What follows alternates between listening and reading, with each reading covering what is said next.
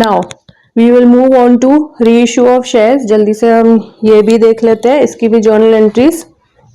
अब क्या हो गया कि शेयर तो कैंसिल हो गए, शेयर फॉरफीट हो गए।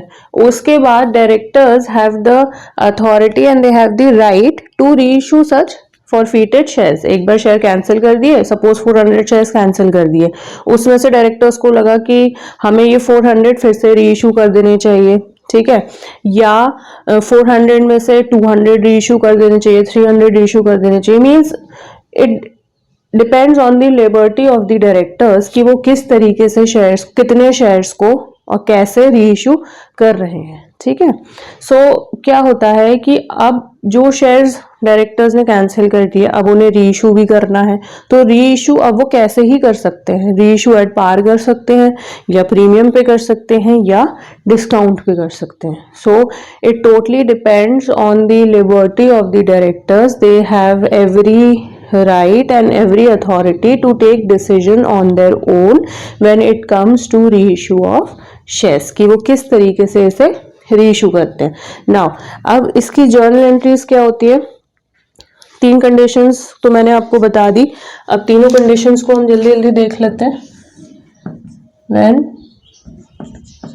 reissued shares, when the shares are reissued at par, ये हो गया प्रीमियम और ये हो गया डिस्काउंट, क्लियर। तो बेसिकली री इशू शेयर्स में जो जर्नल एंट्रीज होती हैं वो बहुत ही इजी होती है, हमें ऐसा कुछ ज़्यादा याद नहीं करना होता। तो जब हम शेयर्स को री इशू करते हैं तो कंपनी के पास पैसा आता है, तो अगर शेयर्स को पार पे ही कंपनी री इशू कर रही है तो जब पैसा आएगा तो इट विल बी इधर कैश और बैंक। सो इस केस में हम दे देते हैं बैंक अकाउंट डेबिटेड टू, अब ऑब्वियसली ये शेयर कैपिटल का पार्ट है, री इशू ऑफ शेयर्स, जो भी अमाउंट आएगा तो वो शेयर कैपिटल अकाउंट में ही ट्रांसफर होगा, टू शेयर कैपिटल अकाउंट। अब जितने शेयर्स री इशू हुए हैं उतने शेयर्स से हम कैलकुलेशन करेंगे अमाउंट्स की, रिस्पेक्टिव अमाउंट्स की। प्रीमियम की क्या एंट्री बनेगी? Bank account debited to share capital account to securities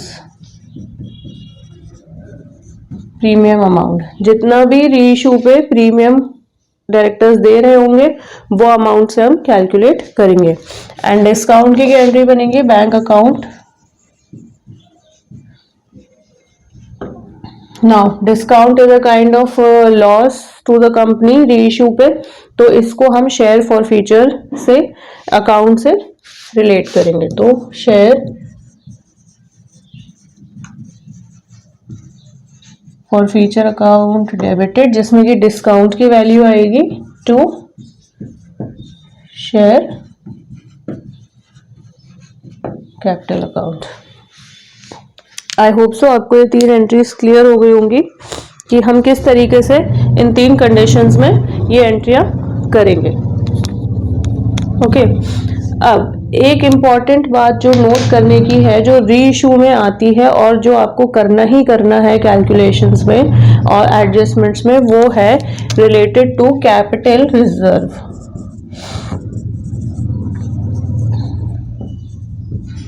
capital reserve है, कैपिटल रिजर्व अकाउंट बनाना है। तो बेसिकली हम किस बारे में बात कर रहे हैं और ये कहाँ से निकलता है? Let's see.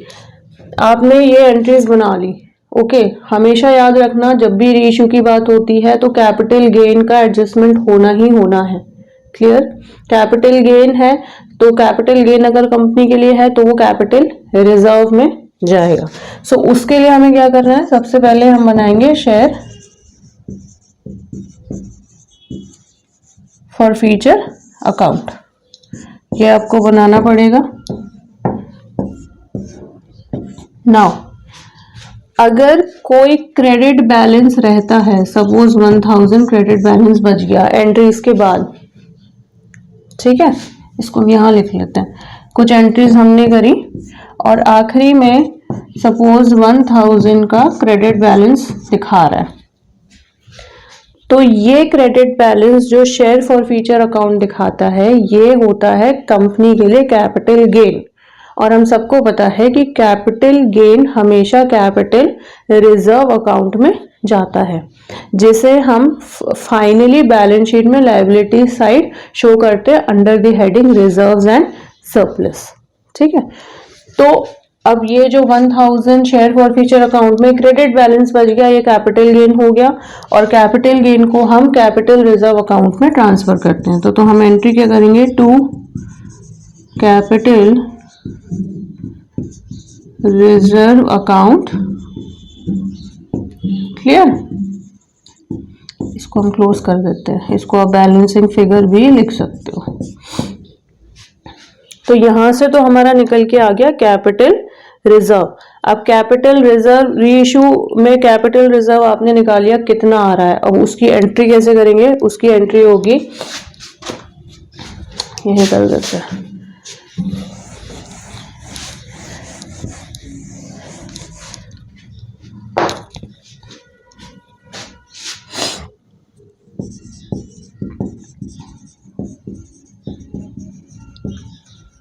Share forfeiture account debited to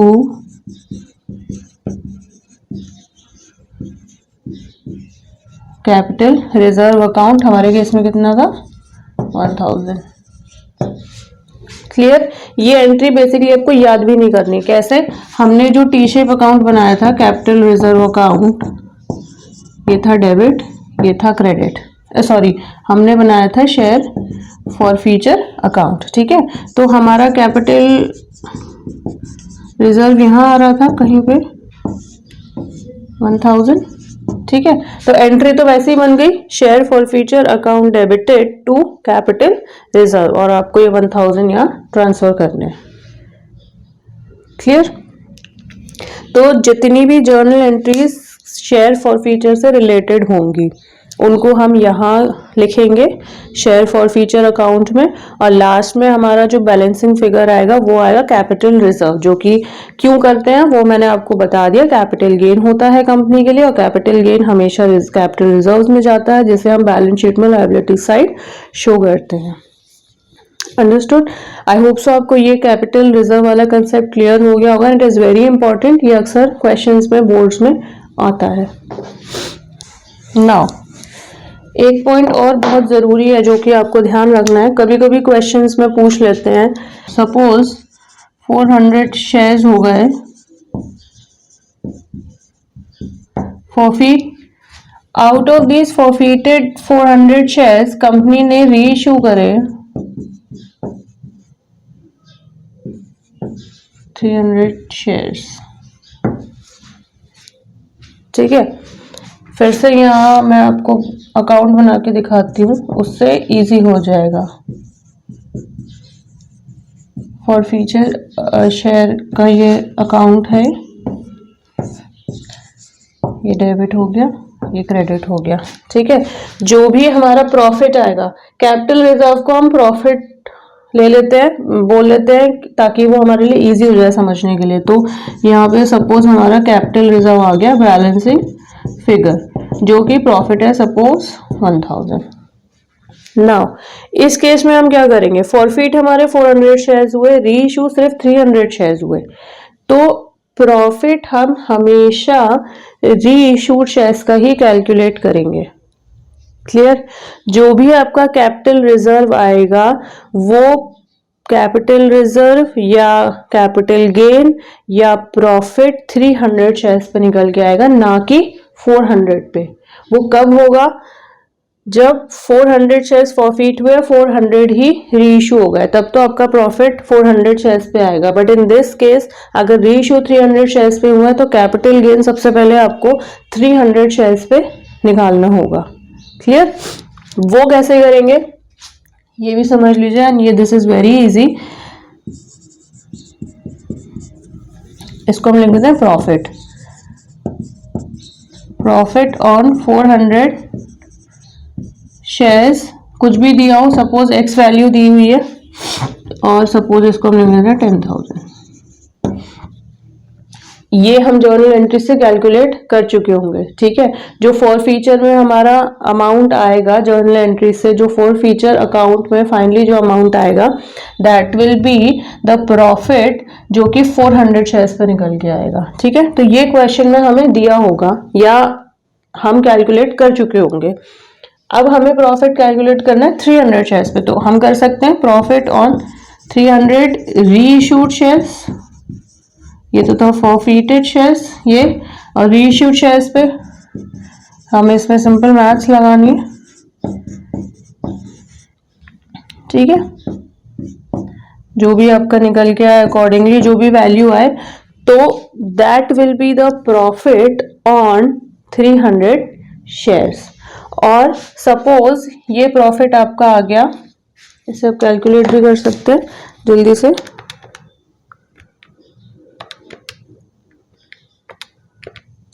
suppose आ गया 7500, ठीक है। 7500 प्रॉफिट आया 300 शेयर्स पे जो कि रीइश्यू हुए।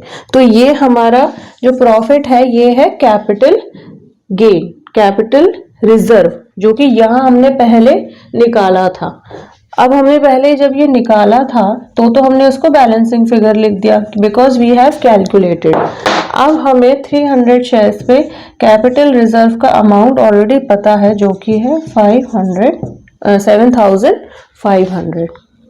तो अब यहाँ आफ्टर दिस जो भी बैलेंसिंग होगी डेबिट और क्रेडिट साइड, ठीक है। सपोज यहाँ पे कोई बैलेंसिंग फिगर आए तो सिंपली हम उसको टू बैलेंस CD करके लिख देंगे। सपोज 1000 आ गया, ठीक है। तो ये हमारा होगा balancing figure. Is it clear? दो कंडीशंस मैंने आपको बताई, इसको सिंपल रखते हैं। दो कंडीशंस बताई है। एक कंडीशन में तो कैपिटल रिजर्व हमें कैलकुलेट करना पड़ेगा जो कि बैलेंसिंग फिगर होगा शेयर फॉर फीचर अकाउंट में, ये क्लियर हो गया। सेकंड कंडीशन में क्या होगा, जब ये कंडीशन तब आएगी जब कुछ शेयर्स फॉरफीट हुए और पूरे रीइश्यू नहीं हुए, तो जितने भी रीइश्यू हुए उस पे हमें प्रॉफिट कैलकुलेट करना है। ओके, क्वेश्चन में 300 दिए, हमने 300 यहां से कैलकुलेट कर लिया प्रॉफिट, यानी कि हमने कैपिटल रिजर्व ऑलरेडी कैलकुलेट कर लिया इस केस में। नाउ दिस कैपिटल रिजर्व को हम दिखाएंगे शेयर फॉर फीचर अकाउंट में, और बैलेंसिंग के वक्त जहां जो भी बैलेंस आएगा उसको हम बैलेंस CD करके बाद में बैलेंस शीट में लायबिलिटी साइड उसे दिखाएंगे, ठीक है। उसका एडजस्टमेंट कैसे करना है वो जब we will solve a numerical मैं आपको तब बताऊंगी। सो आई होप सो स्टूडेंट्स, आपको ये कुछ जर्नल एंट्रीज हैं जो याद रखनी है, एंड ट्रस्ट मी ये कठिन नहीं है, आप इसे रोज रिवाइज करेंगे। Actually revision is the key to be successful in any exam. अगर आप रोज रिवाइज करेंगे अपने कॉन्सेप्ट्स को, ट्रस्ट में आप उसे कभी नहीं भूलेंगे और आपका जो बेसिक और जो फाउंडेशन चीज होगी वो हमेशा स्ट्रांग होगी।